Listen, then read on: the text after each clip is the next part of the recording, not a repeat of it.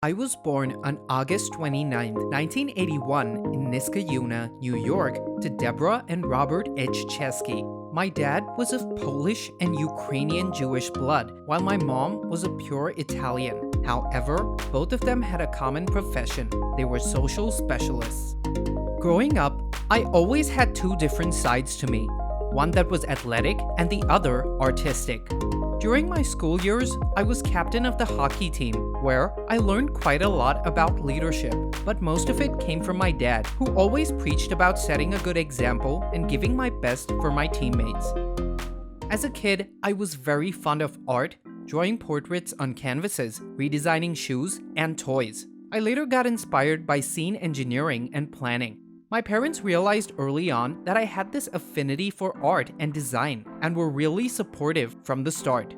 For as long as I could remember, I was a little different from the other children. While most of them asked Santa Claus for toys because they wanted to play with them, I would ask for badly designed toys so I could redesign them. I was practically obsessed with video game consoles because I thought their layout was terrible.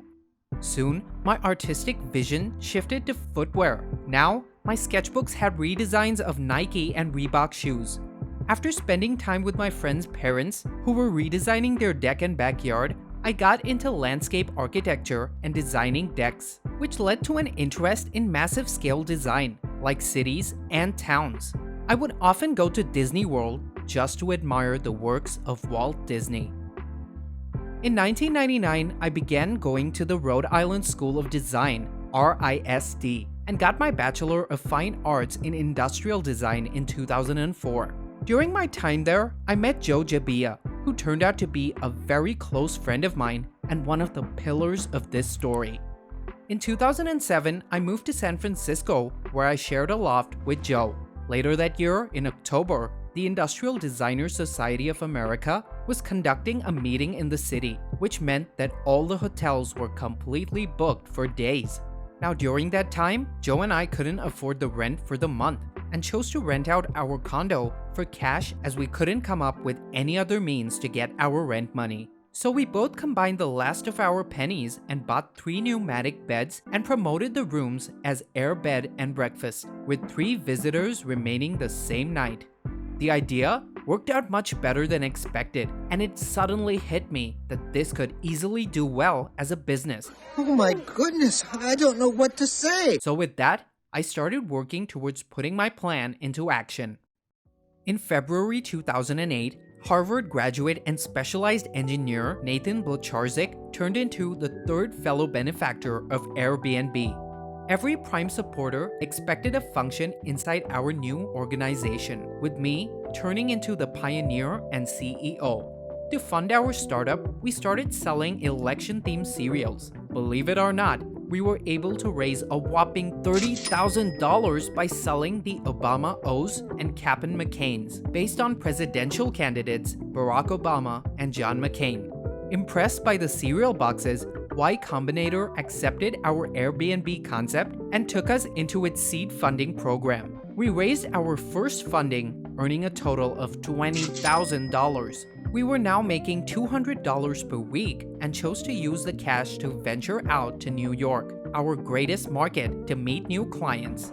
Once we got there, we realized exactly why we weren't attracting much attention. The photos of most listings weren't exactly inviting. So we purchased a camera and decided to redo almost every listing with better and clearer photos. With that figured out, the next step was hiring the right people. We needed dreamers and big thinkers, basically ever-evolving minds that never stop at anything, willing to push themselves to the ends of the earth. Of course, there were the basics. They had to be trusting, not cynical, and yet willing to challenge the status quo.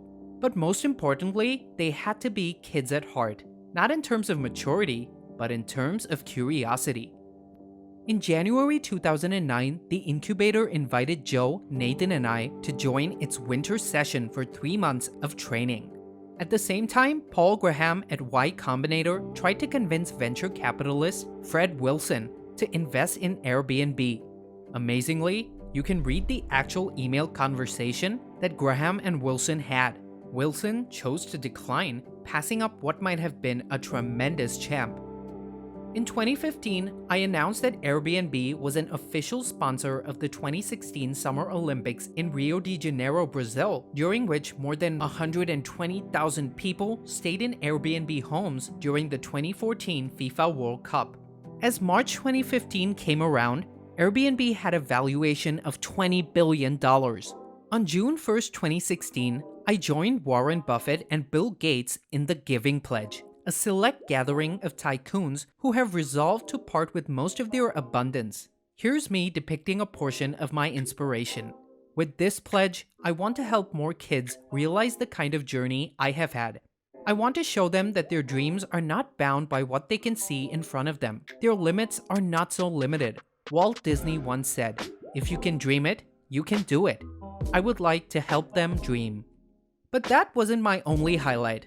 In April 2017, I was featured as the first protagonist of the podcast series by Reid Hoffman, the co-founder of LinkedIn, called Masters of Scale, among other business members of success such as Mark Zuckerberg, John Elkann, and Diane Green.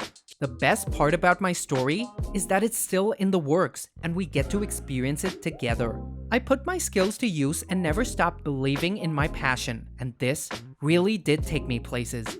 Even when I was drowning in debt, I knew I could pull through it all. And I did. I went on to create a masterpiece, one that has changed the world. Build something 100 people love, not something 1 million people kind of like. My name is Brian Chesky, and I am the founder of Airbnb.